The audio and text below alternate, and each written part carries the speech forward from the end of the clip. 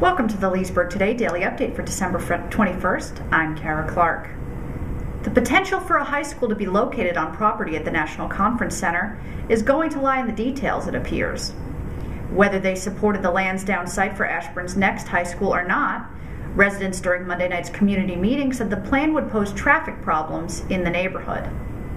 Since the land has not been purchased, only preliminary work has been done on the site, and Loudoun County Public Schools staff noted in-depth traffic studies would be conducted if the county chooses to move forward on the site. Many parents, however, said it would be worth it to work through the concerns with neighboring residents, as the school was badly needed. This solution, they said, comes after years of school moves and uncertainty for their families. County supervisors will hold a public hearing Monday, January 10th on providing money for land acquisition for secondary schools to the school board. While the item is not site-specific, it could be used for the Lansdowne property.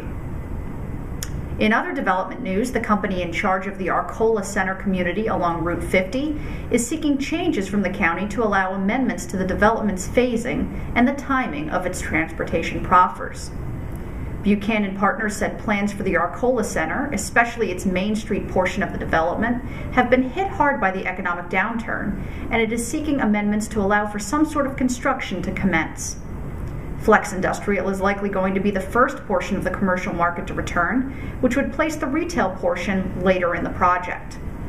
In addition, the developer is hoping to get permission to hold off on payment toward the construction of the Route 50 Loudoun County Parkway interchange until more of the design is complete and more of the funding is obtained. The developer said simply it is looking for a little relief, given that so many of its proffers came early in the development. The Planning Commission will consider the requests in a work session after the first of the year. In a seeming repeat of last year, proponents of the PATH transmission line are again seeking a delay in the review process for the 765 kilovolt line that would bring power from West Virginia to Maryland along a 275-mile route that would include 10 miles of northern Loudoun.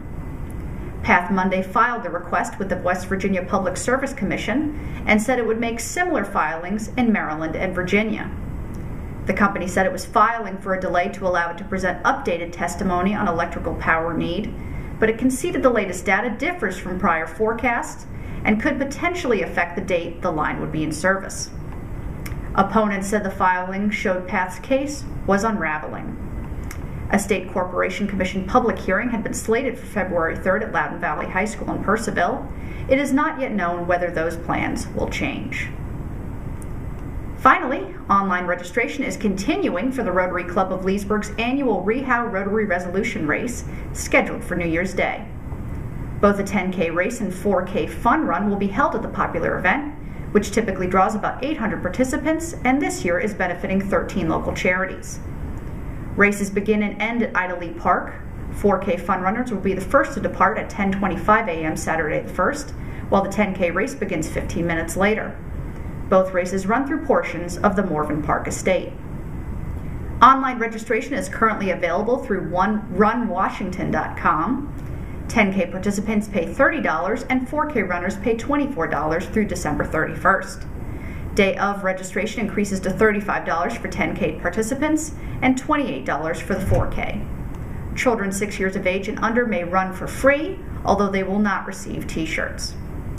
Pre- and post-race festivities will take place in the Ida Lee Recreation Center Gymnasium. For more details about the races, visit runwashington.com. For more on these and other stories around our community, visit us online at leesburgtoday.com.